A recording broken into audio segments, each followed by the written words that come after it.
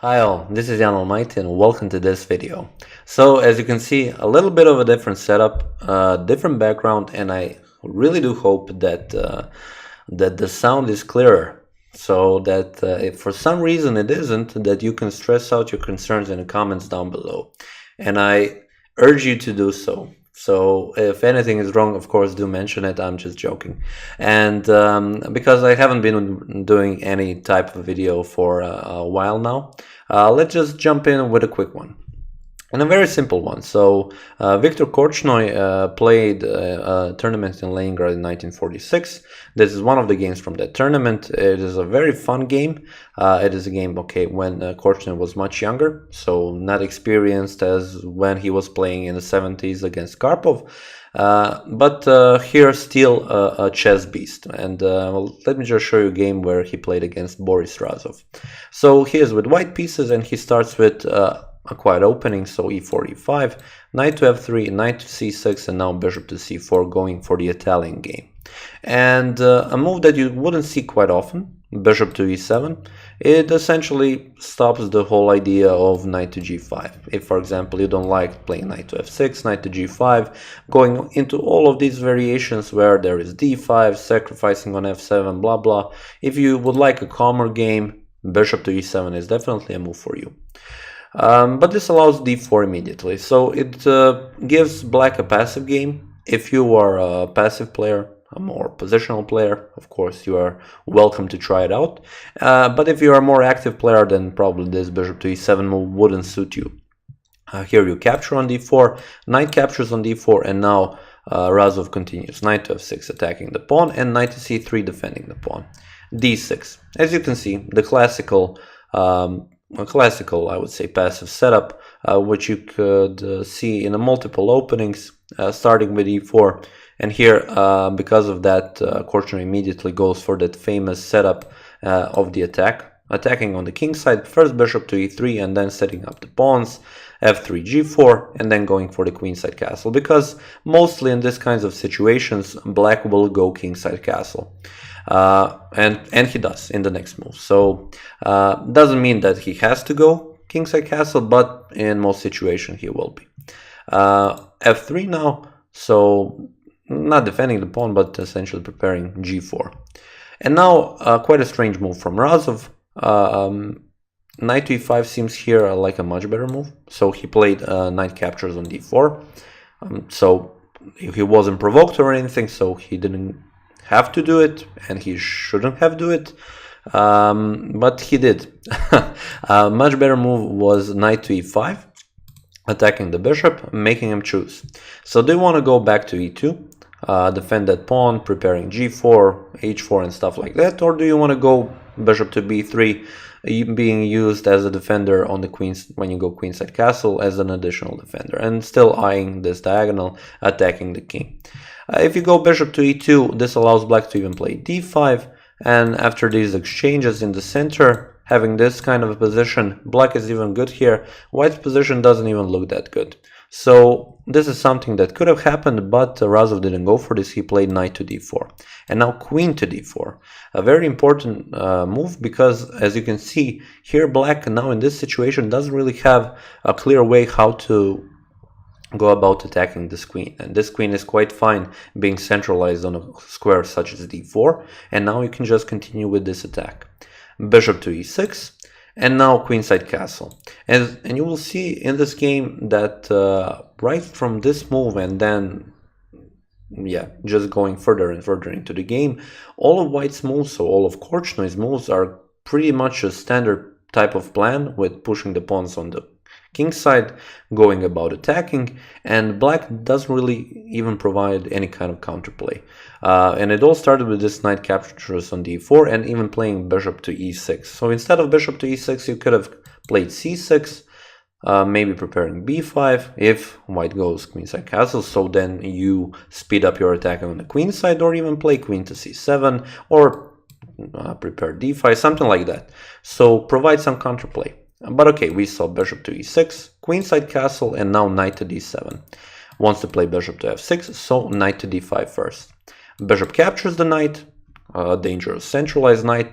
This move, of course, could have been avoided by c6, a pretty standard move, but not. Okay, queen to d5, so keeping the queen in the center. And now, why is queen to d5 a good move? If knight to b6, then you have bishop captures, pawn captures, and you are allowed to capture on b7.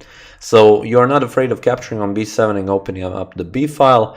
The a file is open, but bishop is eyeing the a2 square, the a2 pawn. King to b1 is an easy move to make, and here white has just won a clear pawn. If you play something like knight to f6, then queen can also capture on b7, because bishop to b3 once again is an easy move to make. So here Razov played knight to e5, attacking the bishop to e2, so defending this pawn when g4 will be pushed, and now bishop to f6. So the whole idea goes about this plan: if queen captures on b7, then rook will come on b8, the b file will be open, and the black will be really glad to sacrifice these two pawns for the attack, because in most cases white's attack on the king side in this situation is much faster. But Korchnoi, the player, the beast that he is, of course, didn't go about capturing the pawn. You don't need the pawn if you go for the win.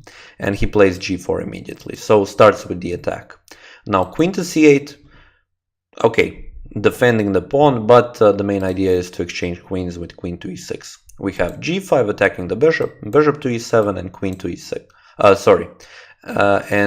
First rook from d to g1, so continuing with the attack, and now queen to e6. And Korchnoi believes in his superiority in position, that he even exchanges queens here. So queen to e6, pawn to e6, and of course f4. So all of the moves are kind of forced. All of them are just attacking black's pieces and then continuing with the threats. And it just continues to be, until the end, a very beautiful game. Knight to g6, attacking twice on this pawn, so rook to g4, defending. And now rook to f7. And rook to f7 isn't a move that is played to double up the rooks, but it's actually a move that needs to be made because of next move from white, bishop to c4. Now attacking this pawn, behind the pawn it's the rook, and behind the rook it's the king. All of these pieces on this diagonal, a pretty natural move to make. So rook to f7 was played so that you can play knight to f8, defending this pawn, but now f5, of course. You are pressuring this pawn even more. Cannot capture, because bishop to f7 is with check, so black has to play d5 here. And okay, it stops the threat for a moment here, but Korchnoi plays pawn captures on d5. Pawn captures on f5, and black thought of, okay, now he cannot do anything because the pawn is attacking at the moment the rook, but Korchnoi once again makes a move that pretty much seals the deal, d6. So what does he do? He allows the pawn to capture on the rook, but at the same time he is crushing on this diagonal with the bishop. And Razov, of course, captures. Pawn captures on g4, but now pawn captures on e7. The rook cannot capture the pawn, and at the same time the knight is attacked. So knight moves to g6, of course, wanting to capture the pawn. And now it's once again a position where essentially Korchnoi shows his brilliance. He plays rook to d1. And rook to d1, okay, it's once again a move that is natural to make. The threat is rook to d8, and if you play rook on e8, pretty much the same idea. The thing is, you cannot defend this rook on e8, and he will either give a check and push out the queen, or he will just attack the rook, and then you will have no other choice.